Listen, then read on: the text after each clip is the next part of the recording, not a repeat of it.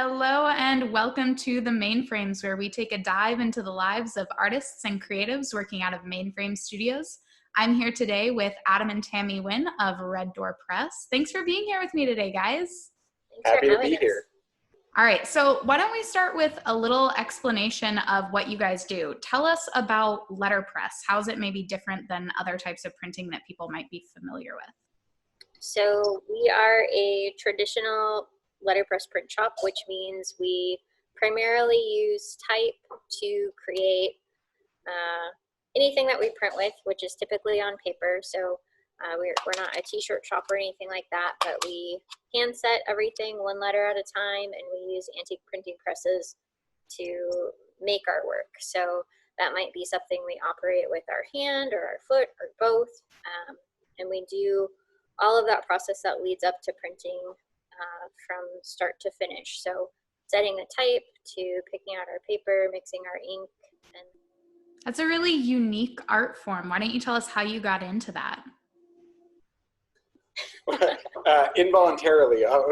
So Tammy was a graphic design major with a print minor in college. So she had been doing printmaking for quite a long time. And after moving back to Des Moines, was taking classes at the art center doing printmaking there just to get access to the equipment, and came across one day somebody who knew where a printing press was and brought home our first printing press. And I really actually shoved it into our garage, and then Adam came home about 2 hours later. So for me, I was really curious about letterpress printing and typography. I've always loved, and there wasn't a lot of information out there about it. There is a little bit now, but in terms of like how to get started or what to do, that didn't really exist. And it was just it's one of those mediums that for me, I'm really tactile. So I guess getting a press and figuring it out made the most sense to me. What nobody told me was that the first press I got was going to weigh 1,500 pounds and need a full restoration job. Although I think looking back, that might be one of the best parts about our shop, in that we got to experience that entire historical side of getting a press and taking care of it and learning how it works to actually have it do what we want to do. And now we're fortunate enough that we have about 30 printing presses in our collection. Do you still have that first press? Is it still with you guys? we use it all the time. The people who come to visit us here at Mainframe will see it up in our front window. It's the one that's right there on display. All of our cards are printed on that. So, yeah. Digital designers, when they want to use a new typeface, they go out and they pay for a font and they download it, and they're up and running in 15 minutes. We have to go out and find more sets of type in different sizes and bring those home and clean them and organize them and make sure there's enough ease and things like that. So it is very much a collector's game as much as it is designing and printing. Yeah, tell us a little bit about your collection. What are some maybe favorite fonts or fun stories that you've gotten from hunting things down? So probably for me, one of my favorite parts of our collection is the same time we were moving into Mainframe, we purchased a really large print shop in the state of Ohio with a friend of ours, Aaron, who we decided to split the collection in half, and it's what we call Continental, because we also joke it was a continental divide, but it was in the city of Continental, and it was formerly known as Curtis Show Print, and the original owner used to make circus posters for the state of Ohio, and so all the crazy cool like cuts and animal images you would think of are actually at Ohio State University, still being preserved and maintained. But the type was left in the shop along with all the printing equipment. And so it was important to Adam and Aaron and I to make sure all the letterpress stuff went back to letterpress print shops. And that's exactly what happened. And the type remained between our two shops. So that way we could utilize the collection together, even though we live states away. One really cool story is we actually found, I think it was on eBay, we stumbled across somebody selling some posters that had been made by this shop back in the early 1900s. And we were able to purchase one for us and one for the friend who has the other half of the shop. But we can actually go through and find the type, the actual letters that were used to print that poster. That is super cool. Yeah, I imagine it's really fun to sort of like find those little historical connections. And letterpress is something that has a lot of history to it anyway. Can you guys talk to that a little bit? I think the version that everybody is familiar with or hears about at some point in school is Johannes Gutenberg and his printing press. And when you get into letterpress, what you learn is that the printing press was really not his invention. What he contributed to printing and, you know, this revolution of knowledge that happened was movable type. And so they went from printing being kind of this very time-consuming, very complex thing to being able to produce mass-printed works very quickly. And the Gutenberg Bibles are, you know, the famous example of that. And I think nowadays you'll kind of see different print shops because printing's evolved so much over time. It used to be that it was a job. Your job was to produce prints, and that was anything from stationery, business cards, business branding, bags, all of that stuff was somebody's job. And the history of that has changed with how print shops operate because modern technology really came into play. You had printers and computers all kind of wipe out that job, so to speak. And now letterpress has historically evolved into being more of an art form. You see a lot of printers nowadays where they are just a letterpress print shop like us, but some of the things they're producing are just as comparable in the art world and the design world as a painting or something like that. And yeah, tell us a little bit about what the process looks like. So maybe take us through a print from idea to final product. So you're going to start with type, and Adam's going to hold up a form that's not locked in, but we usually come in very differently from each other. I tend to kind of plan out my ideas and stuff like that. Adam's a little more free-spirited.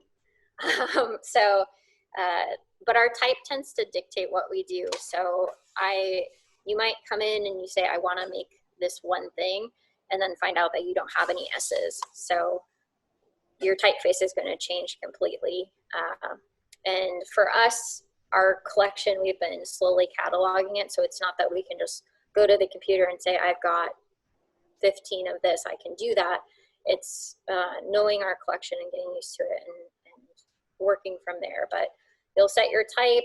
There's a lot of pieces that come with setting type that people think of. So your spacing and your leading and your kerning, all of that's physically done by hand in letterpress. And once you get your form set, in that process, you determine your size, what type of paper you're going to use, and letterpress is a single color process. So every color that you print is a run through the press.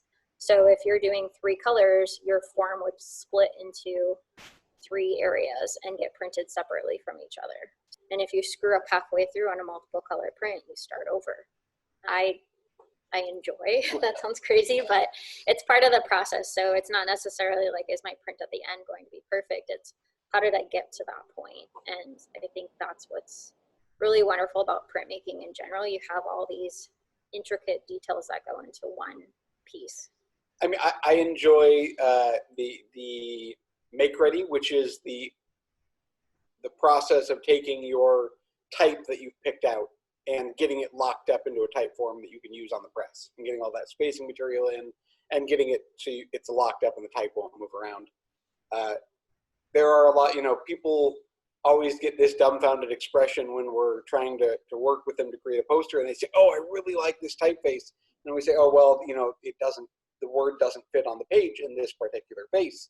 And they're like, well, can't you just make it smaller? And I said, no, it's, you know, it's 100-year-old wooden pieces. It's too big. You can't, there's no corner box to drag down and shrink them down.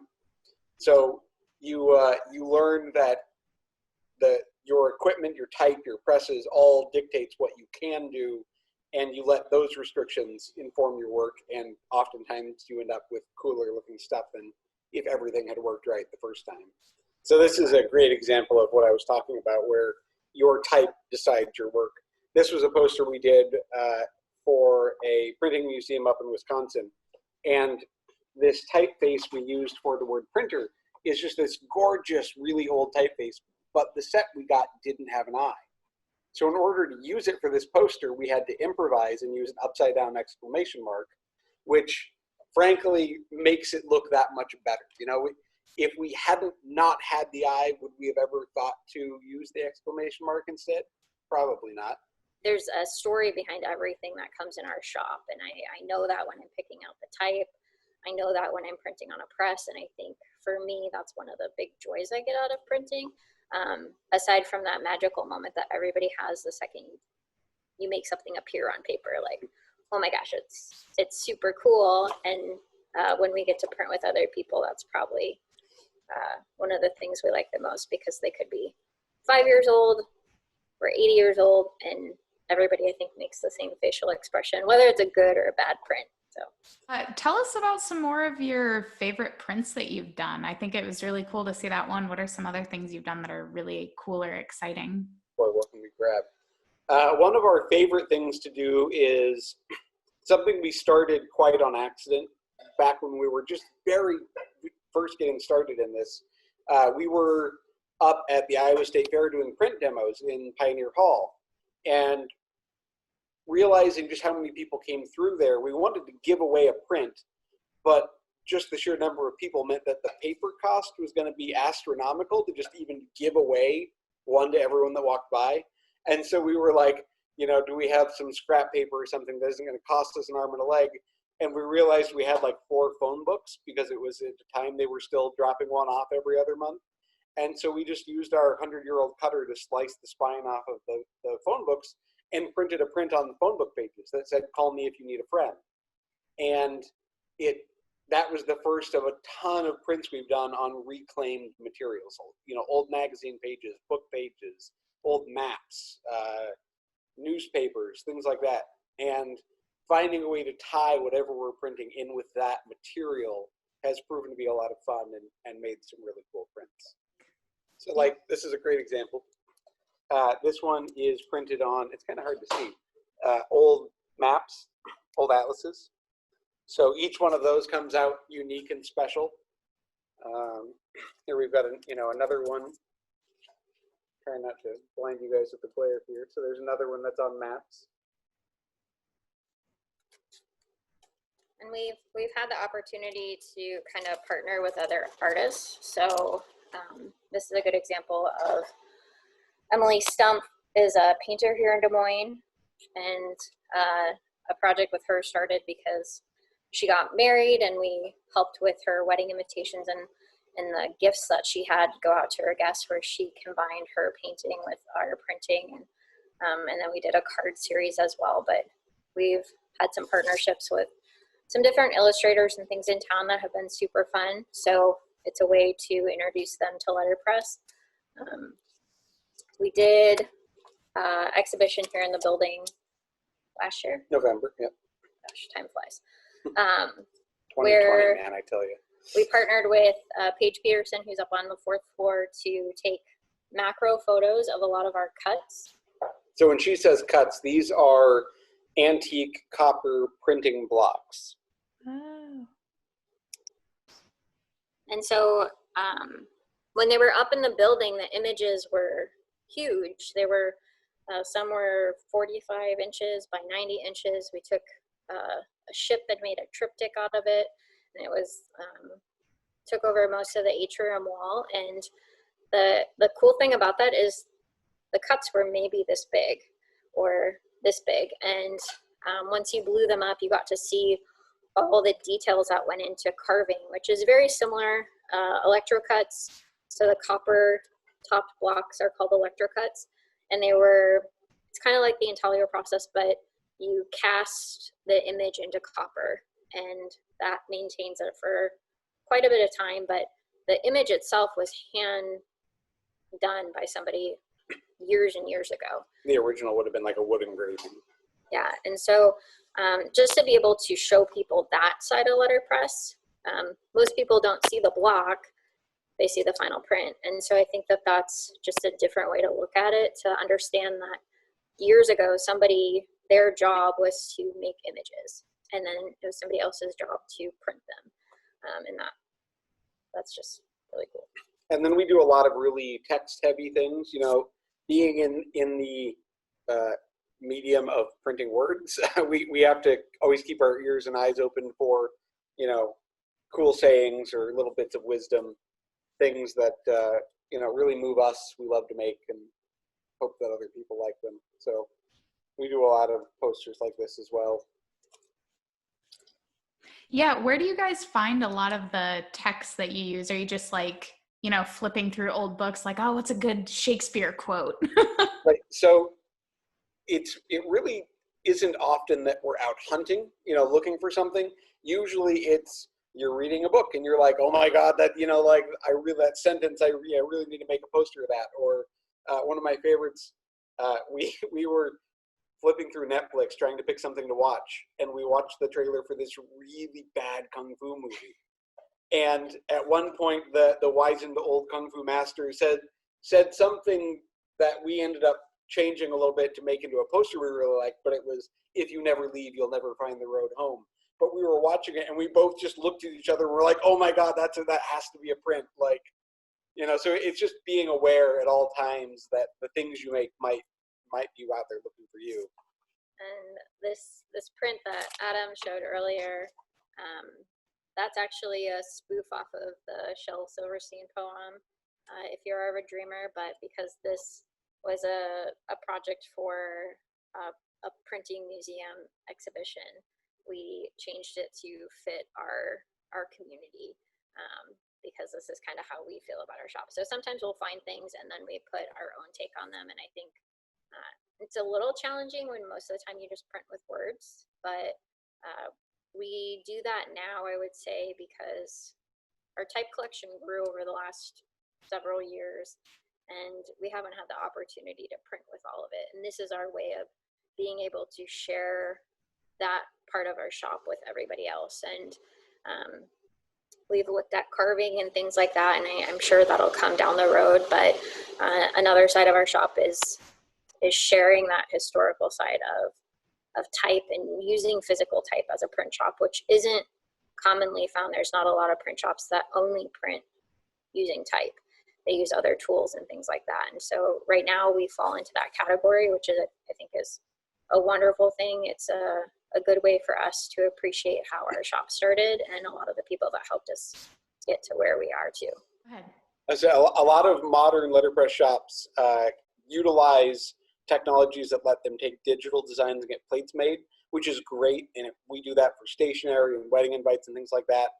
But not everybody has been fortunate enough to amass this much type like we have. We've been very fortunate for the past 8 years to stumble into several very, very excellent collections and have been in the right place at the right time to acquire them. So we really like Tammy said, sharing it, doing workshops, letting people come in and, you know, pre-COVID, letting people come in and rifle through the print drawers and admire the type with us. So that's a lot of what gets us excited. Hey, there's a pretty big community around letterpress as well too. Can you talk about sort of how you're involved in that? So after I got our first press, we ended up meeting an older couple that used to print up at the Iowa State Fair every year for probably the last 40 years. And they had redirected us to a group of printers here in Iowa that gathered every September. That was what I would say is the older generation of printers. And letterpress printers are spread out all across the world. But that group of people got us inspired enough to really start our shop and get an understanding of what we could do. And one of those guys put type in my hand, which was either a great idea or a horrible idea. We're not sure yet. But from there, we got to go up to a print conference in Hamilton, Wood Type Museum in Wisconsin, and meet younger generation printers. And so we got to meet people that are doing some really cool stuff. That's been really good for us, but we all kind of know each other. They're another part of our family. And yeah, I love that about printing. I don't think it was something that we expected to have happen to our shop, but maybe is one of the most rewarding sides of it in terms of we don't have to print alone. We get to talk about it. We have people who geek out on the same stuff as us. And we wouldn't be nearly where we're at now without that community. You know, the advice from the older generations, the tips from younger people, the type, you know, buying type from printers who have had it in their shops for 40 years, that they want to make sure it goes to somewhere that it's going to be preserved and not sold off by the letter to spell out, you know, love on someone's mantelpiece or something like that. So that community has really empowered us to grow to the shop that we are now. So my final question for you guys, if anybody is interested in seeing some of your work, finding out more about what you do, coming into the shop, et cetera, et cetera, et cetera, how should they get in touch with you? We are on Instagram as Red Door Press. You can go to our website at thereddoorpress.com or Facebook, or email us. Once Mainframe kind of opens back up, people can come see us here. We are still kind of figuring out what that looks like for our life, because cleaning a print shop between every single person is a little bit crazy. So, but don't hesitate to have people just reach out to us directly. We still do custom things. It's just a little bit more limited right now with our time in the shop. And in a normal world, you would find us at things like the downtown farmers market and stuff like that. So right now, virtually, in the future, hopefully in person. And people can buy prints through our website, thereddoorpress.com. We, you know, I guess one of the upsides to being quarantined is that we actually got our website up to date and got all of our work up on our website. So for those of you out there who haven't been to the site in a while, stop back out. There's lots of new stuff listed. And we do different things for groups. So you may see some of our stuff floating around the city with partnered projects like shops like the Naughty Nail or Domestica. There's a new shop opening up called DSM Mercantile who's going to carry our work. So different places wholesale our stuff here in Des Moines, and then across the country, some people might find us in their cities. So. Yeah. Cool. I love it. Well, thanks so much for sharing with all of us. Thanks for having us. I heard your shining voice and I recall we need art, let's make it known.